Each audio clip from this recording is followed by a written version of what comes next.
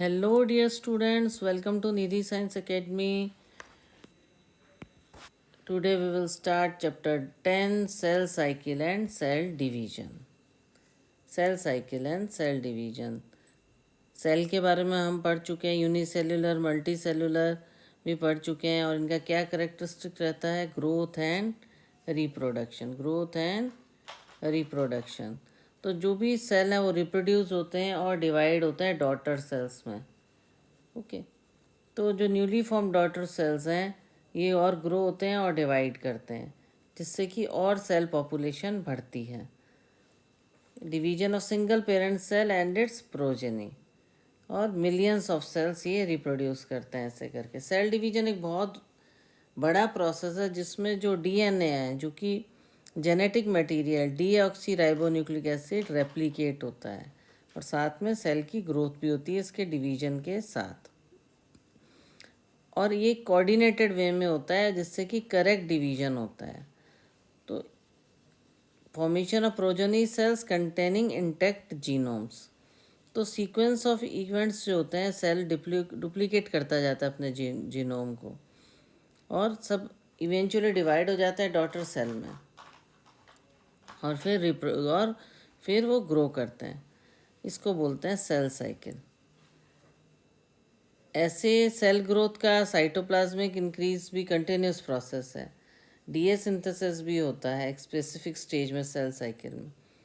पर रेप्लिकेट जब होता है, क्रोमोसोम डिवाइड होता है दो में और डॉटर न्यूक्लियाई में जब डिस्ट्रीब्यूट होते हैं तो कॉम्प्लेक्स सीरीज ऑफ इवेंट्स होते हैं सेल डिवीजन के अंदर. दीज इवेंट्स जो हैं ये जेनेटिक कंट्रोल में होते हैं. ये जो इवेंट्स हैं वो जेनेटिक कंट्रोल में होते हैं. ओके. अब हम पढ़ेंगे फेजेस ऑफ सेल साइकिल. हम देखते हैं कि जो सेल है, ह्यूमन सेल डिवाइड वंस, एक बार 24 घंटे में एक बार डिवाइड होता है cell. Approximately every cell divides approximately every 24 hour. फिर भी ये सेल टाइप पे डिपेंड करता है कि वो कितने टाइम में डिवाइड करता है. जैसे यीस्ट जो है वो 90 मिनट्स में डिवाइड करता है. तो दो फेस बताएं सेल साइकिल, एक इंटरफेस एक एम फेस. ओके. जो इंटरफेस होता है ये डायग्रामेटिक व्यू भी दिया हुआ है. ये एम फेस दे रखा है, ये देखो ये एम फेस दे रखा है जिसमें साइटोकाइनेसिस है, टीलोफेस, एनाफेस, मेटाफेस, प्रोफेस. यहाँ से शुरू करेंगे. पहले प्रोफेस, फिर मेटाफेस, फिर एनाफेस, फिर टीलोफेस. अब इसको थोड़ा पढ़ लेते हैं. एम फेज रिप्रेजेंट करता है जब एक्चुअल सेल डिवीजन होता है और माइटोसिस अकर होता है, और दो सक्सेसिव एम फेज के बीच में जो जगह है उसको हम इंटरफेस बोलते हैं. Phase between the two successive phases interface. It is significant note that in 24 hour average duration of cell cycle of human cell की एवरेज कितना है, 24 आवर. और सेल डिवीजन जो है 1 घंटे तक चलती है करीब. तो इंटरफेस जो होता है 95% ड्यूरेशन ऑफ साइकिल में इंटरफेस चलता है. एम फेज स्टार्ट्स होता है न्यूक्लियस के डिवीजन से और उसके साथ ही डॉटर क्रोमोसोम्स जो होते हैं वो अलग हो जाते हैं. और जब साइटोप्लाज्म का डिवीजन होता है तो इसको साइटोकाइनेसिस कहते हैं, और डॉटर्स का होता है तो उसे कैरियोकाइनेसिस कहते हैं. क्या कहते हैं, कैरियोकाइनेसिस. और साइटोप्लाज्म के साइटोकाइनेसिस बोलते हैं. जब साइटोप्लाज्म का डिवीजन होता है तो उसको साइटोकाइनेसिस बोलते हैं. ओके. तो इंटरफेस को रेस्टिंग फेज भी बोला जाता है क्योंकि इस वक्त सेल डिवीजन नहीं होता. ये जब डिवीजन होता है एम फेज के बीच का फेज है एम फेज के, तो इंटरफेस इसलिए रेस्टिंग फेज भी कहा जाता है. ये वो फेज है जब सेल प्रिपेयर करता है अपने आप को डिवीजन का. is the time during which the cell is preparing for division by undergoing both cell growth और DNA replication. तो इंटरफेस को 3 दूसरे फेसेस में भी डिवाइड किया गया है. G1 face, S face, G2 face. ये जो है हमारे पास, ये पूरा क्या है, ये जो पूरा जो यहाँ से यहाँ तक बताया है ये दिस इज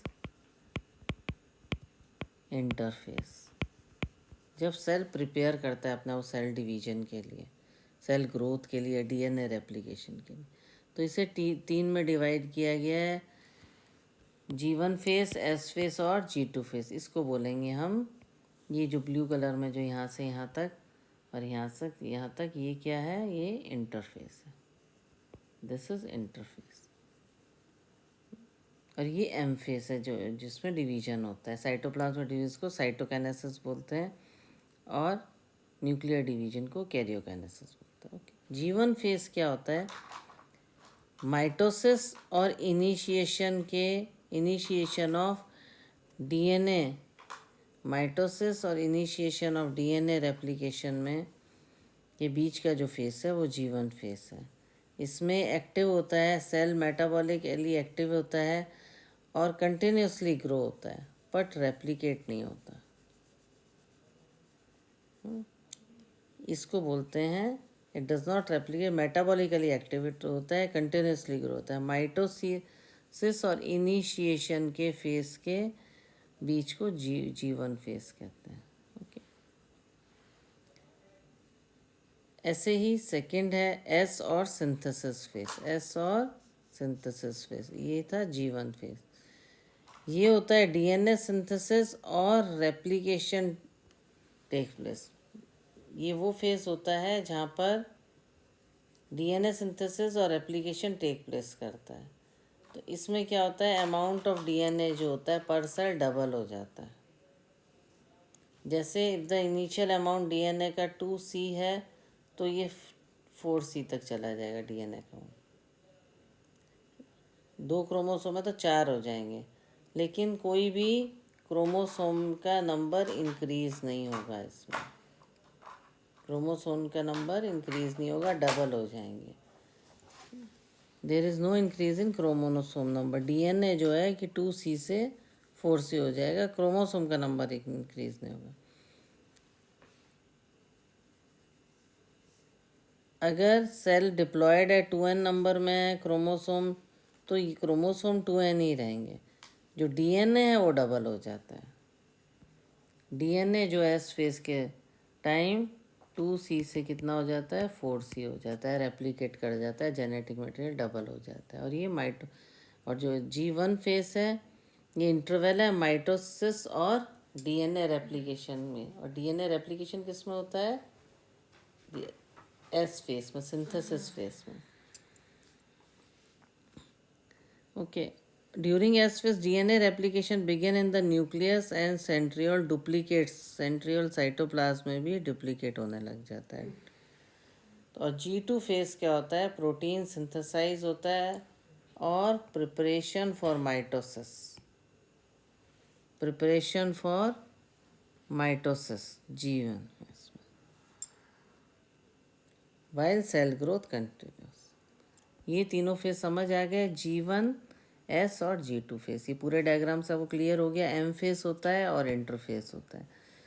ओके, जब न्यूक्लियर डिवीजन होता है तो कैरियोकाइनेसिस होता है, साइटोप्लाज्म डिवीजन होता है तो साइटोकाइनेसिस होता है। G1 है, ये गैप जो है, G1 फेस जो है, गैप 1 जो है वो माइटोसिस और रेप्लिकेशन के बीच में होता है। एस सिंथेसिस फेस है, इसमें रेप्लिकेशन होता है किसका, डीएनए का। 2C से वो 4C हो जाता है, डबल हो जाता है, पर क्रोमोसोम सेम रहते हैं। और G1 क्या है, G1 रेप्लिकेशन और माइटोसिस शुरू होने के बीच का फेस है। जो G2 है, G2 जो है इसमें प्रोटीन सिंथेसिस होता है और माइटोसिस, और ये फेस है डीएनए रेप्लिकेशन जब begin, during S phase DNA replication begin करता है और सेंट्रल डुप्लीकेट होता है। G2 में क्या होता है, प्रिपरेशन शुरू हो जाती है माइटोसिस के लिए और प्रोटीन सिंथेसिस होती है। इसमें प्रोटीन सिंथेसिस होती है। ओके, और प्रिपरेशन फॉर माइटोसिस शुरू हो जाए। Okay, clear. ऐसे डायग्राम बना के लर्न करोगे तो याद हो जाएगा। G1 face, S face, G2 face, ये किसके पार्ट हैं, इंटरफेस के।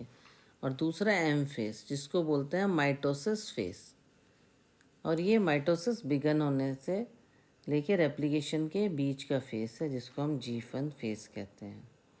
सेल इसमें कंटिन्यूस टू ग्रो होते हैं, मेटाबॉलिकली एक्टिव होते हैं इसमें। ओके, इसमें जो सेल है वो मेटाबॉलिकली एक्टिव होता है। फिर उसके बाद इसमें रेप्लिकेशन होता है डीएनए का, फिर इसमें फिर प्रिपरेशन होती है माइटोसिस के लिए और प्रोटीन सिंथेसिस होता है। Okay, clear. अब जो नेक्स्ट है हम देखते हैं कुछ सेल में जो एडल्ट एनिमल हैं उनमें डिवीजन नहीं होता। एडल्ट एनिमल के जो सेल हैं और कईयों में सेल डिवाइड हो जाते हैं। जैसे some cells in adult do not appear to exhibit, जैसे हार्ट सेल रेप्लिकेट नहीं होते, डिवाइड नहीं होते, और कई सेल ओकेजनली डिवाइड होते हैं या लॉस्ट हो जाते हैं इंजरी और सेल डेथ के कारण। जो सेल जो डिवाइड नहीं होते हैं वो जीवन फेज एग्जिट कर देते हैं और एक इनएक्टिव स्टेज में चले जाते हैं। जीवन स्टार्टिंग फेज है ना, उसके बाद वो डीएनए डबल हो जाता है तो इनएक्टिव स्टेज में बोलते हैं, जिसको बोलते हैं क्यूसेंट स्टेज, जिसको बोलते हैं quiescent stage, quiescent stage of the cycle. इस स्टेज में ये एंटर हो जाते हैं। Cell in this stage remain metabolically active but no longer proliferate unless called on. जब तक कहा नहीं जाता वो डिवाइड नहीं होता। तो जो माइटोटिक सेल डिवीजन है वो किस में देखा जाता है? डिप्लॉयड सोमेटिक सेल में दिखाया जाता है। पर किसी किसी में हैप्लॉयड जो हाफ होता है, n नंबर ऑफ सेल होता है, 2n नंबर ऑफ सेल में माइटोटिक सेल डिवीजन होता है। एक्सेप्शन में हैप्लॉयड में होता है। जैसे हनी बीज है, मधुमक्खी है। Plant show mitotic division in both haploid and diploid cell. ये आप एग्जांपल ले सकते हो प्लांट्स में चैप्टर 3 में। ये एक्सेप्शन होता है जिसमें हैप्लॉयड सेल डिवाइड करता है, जैसे कि हनी बी में। और जब G0 फेस हो जाता है, क्यूसेंट फेस कहता है, जिसमें वो इनएक्टिव हो जाते हैं, मतलब आगे डिवाइड नहीं होते, एक्टिव रहते हैं पर इनएक्टिव स्टेज में रहते हैं। They do not divide. Metabolically active होते हैं but they can not proliferate, आगे डिवाइड नहीं होके ये डिवीजन नहीं होता है इसमें।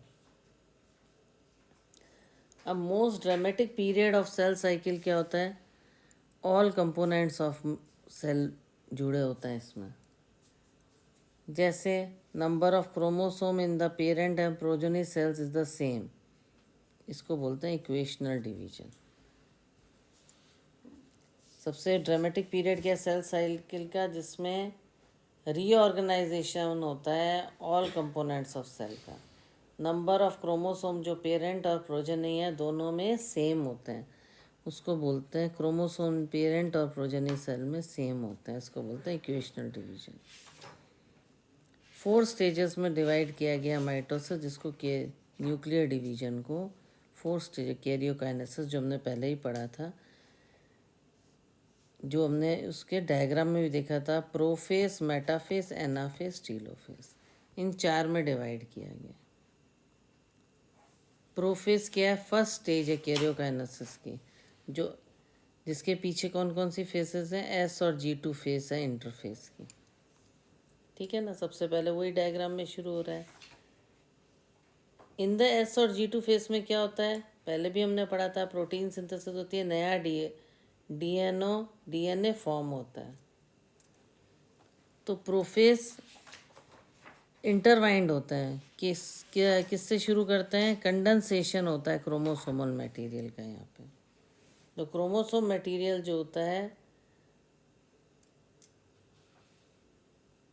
जो कि अनटेंगल हो जाता है, तो सेंट्रोसोम जो होते हैं ये डुप्लीकेट हो जाते हैं एस फेस में, इंटरफेस में। अब वो अपोजिट पोल की तरफ जाने लग जाते हैं। जो एस फेस में, अभी डायग्राम से भी समझाऊंगी, वो जो एस फेस में थे वो अनटेंगल होने लग जाते हैं। तो इसमें क्या होता है? क्रोमोसोम मटेरियल क्या होता है? कंडेंस हो जाता है, और इसमें क्या होता है? अनटेंगल हो जाते हैं।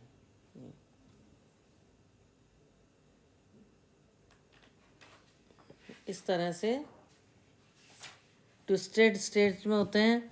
क्या होता है इसके अंदर, क्रोमोसोम जो होते हैं इंटरवाइंड होते हैं, मतलब ट्विस्टेड स्टेज में होते हैं। क्रोमोसोम जो होते हैं वो ट्विस्टेड स्टेज में होते हैं, पर वो धीरे अनटेंगल हो जाते हैं, मीन्स फ्री हो जाते हैं।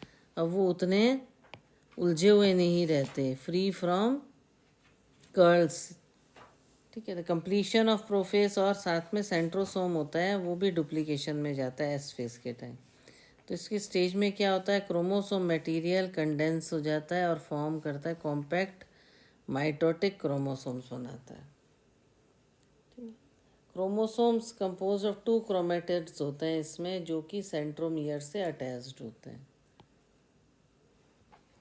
और सेंट्रोसोम जो होता है वो भी डुप्लीकेशन में जाता है, इंटर डुप्लीकेट हो जाता है और डबल होने से अपोजिट पोल्स की तरफ जाते हैं। तो जो जो भी सेंट्रोसोम है वो माइक्रोट्यूब्यूल्स रेडिएट करता है, जिसको तारों जैसा लगता है, एस्टर्स बोलते हैं। और ये जो एस्टर्स हैं ये स्पिंडल फाइबर्स बनाते हैं माइटोटिक एपरेटस के लिए। स्पिंडल फाइबर्स बनाते हैं माइटोटिक एपरेटस के लिए। रुकिए मैं वो डायग्राम बताऊंगी तो आपको और अच्छा क्लियर होगा। 10.2 का ए, ये रहा, ये देखिए हमने बनाया, ये अर्ली प्रोफेस और ये लेट प्रोफेस। ये देखिए ये स्पिंडल लाइक वो लग रहे हैं ना, अनटेंगल नहीं हुए, ये अनटेंगल हो गए, फ्री हो गए, है ना। ये अलग अलग हो गए, स्ट्रेट हो गया इनका स्ट्रक्चर। और ये देखो, ये रहा, ये देखो सेंट्रोसोम, ये सेंट्रोमियर, ये स्टार लाइक स्ट्रक्चर जो बता रही है। और ये स्पिंडल फाइबर्स बनाएगा माइटोसिस के लिए यहाँ पे। ये देखो अगेन मैं आपको एक बार पीछे ले चलती हूँ। तो अभी आपने डायग्राम देख लिया, अब आप देखिए ये जो मैंने पहले पेज में समझाया था आपको, ये देखिए इसमें क्या दिखता है, क्रोमोसोम मटेरियल क्या करता है, कॉम्पैक्ट माइटोटिक क्रोमोसोम बनाता है। 2 क्रोमेटिड्स होते हैं जो कि सेंट्रोमियर से अटैच रहते हैं और अपोजिट पोल्स की तरफ ये जाने लगते हैं। ये देखो ये अपोजिट पोल्स की तरफ जाने लग रहे हैं।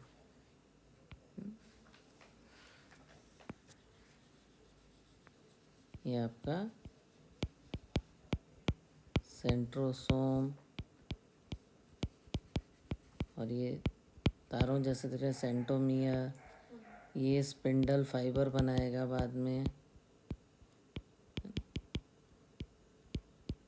ये अपोजिट पोल्स हैं, है ना, एक इधर सेंट्रोसोम का, एक पोल्स इधर है।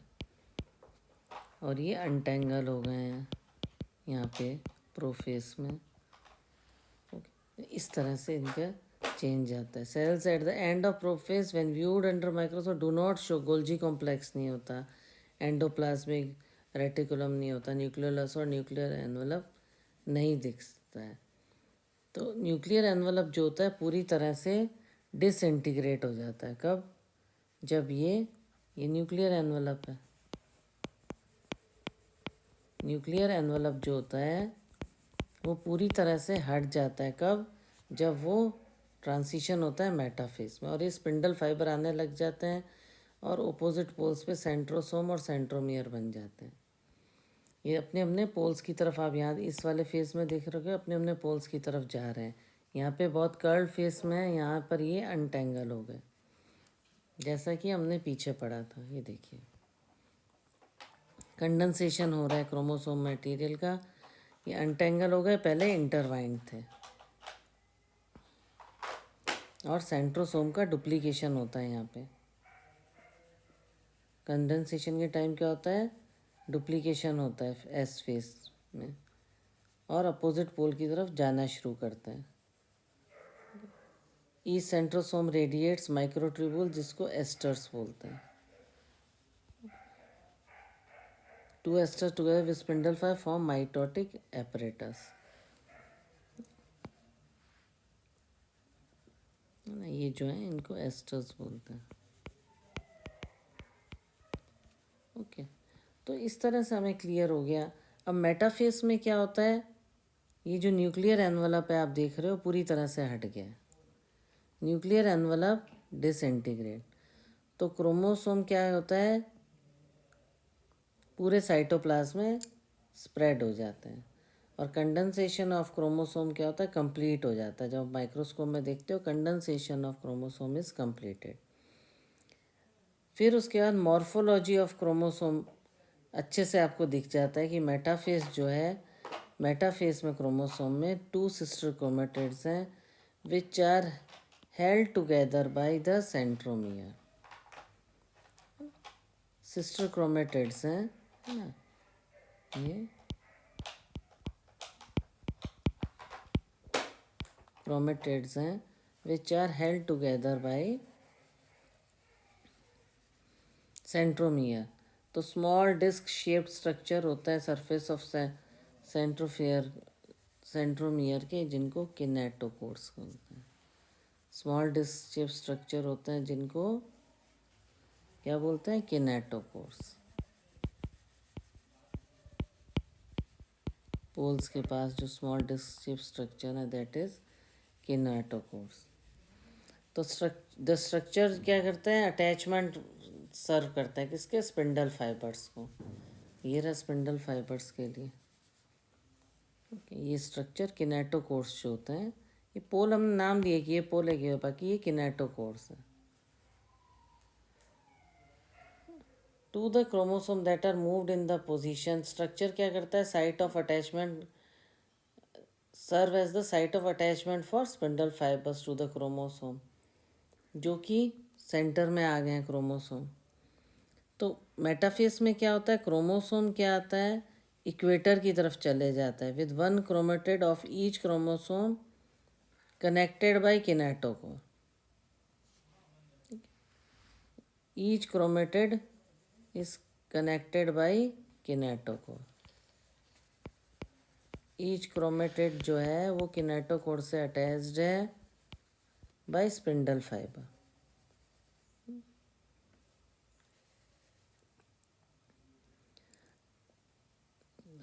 तो क्या होता है, इक्वेटर 1 क्रोमेटिड होता है, किनेटोकोर से स्पिंडल फाइबर से जुड़ा हुआ है फ्रॉम 1 पोल, और sister chromatid connected by kinetochore to spindle fibre from the opposite pole, और उसका सिस्टर क्रोमेटिड दूसरे पोल से जुड़ा हुआ है।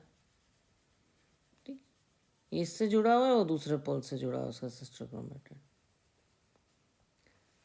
तो इस जो अलाइनमेंट को, मेटाफेस को, इसको मेटाफेस प्लेट बोलते हैं। इसको क्या बोलते हैं, मेटाफेस प्लेट। तो spindle fibre attach to kinetochore of chromosomes, chromosomes are moved to spindle equator and get aligned along metaphase plate through spindle fiber to both poles। Spindle equator पे आ जाते हैं और अलाइंड हो जाते हैं मेटाफेस प्लेट पे, और इस तरह से ये अलाइन हो जाते हैं। इसको बोलते हैं हम metaphase plate। Chromosomes are moved to spindle equator and get aligned along metaphase plate through spindle fibers to both poles। Okay, clear है यहाँ तक। ये देखिए हमने पहले अर्ली प्रोफेस पढ़ा, हाँ, जब ये इंटरवाइंड थे, ओके, और न्यूक्लियर एनवलप था और ये इंटरवाइंड थे अर्ली प्रोफेस में। फिर लेटर प्रोफेस में क्या हुआ, ये अनटेंगल हुए और ये इनमें कर्ल नहीं रहा, फ्री फॉर्म कर्ल हो गए, मुड़े हुए नहीं हैं, और न्यूक्लियर एनवलप थोड़े धीरे धीरे बिखरने लग रहा है। यहाँ पे न्यूक्लियर डिसइंटीग्रेट हो गया न्यूक्लियर एनवलप, और ये देखो ये 2 पोल्स आ गए, ये सेंट्रोसोम आ गया, यहाँ पे स्पिंडल फाइबर है और सिस्टर क्रोमेटिड्स, एक क्रोमेटिड इससे जुड़ा हुआ है किनेटोकोर से स्पिंडल फाइबर के थ्रू, और जो सिस्टर क्रोमेटिड है अपोजिट पोल से जुड़ गया, और ये एक इस तरह की फॉर्म में आ गए मेटाफेस प्लेट में, एस्टर्स के जुड़ के क्रोमेटिड्स इस तरह से उसके अंदर अपने आप को अरेंज कर लिए। ये पोजीशन उन्होंने अपनी सेट कर ली, जो मेटाफेस क्रोमोसोम है वो टू सिस्टर को क्रोमोटर्स बने जो कि सेंट्रोमियर से हेल्ड टुगेदर हैं, और ये जो हैं ये एस्टर्स हैं इसके, और जो डिस्क शेप है वो है किनेटोकोर से जुड़े हुए हैं पोल से, और स्पिंडल फाइबर के थ्रू कनेक्टेड है। ओके, तो ये हमने पढ़ा, हमने 2 फेसेस पढ़े इसके सेल डिवीजन के, माइटोसिस के, प्रोफेस और मेटाफेस, प्रोफेस और मेटाफेस। आई होप आपको क्लियरली समझ आ रहा होगा एक एक बात, और जो भी मैं आपको बता रही हूँ अगर आपको सब समझ आ रहा है तो लाइक करें, शेयर करें, सब्सक्राइब करें। कल हम एनाफेस पढ़ेंगे। Okay, thank you.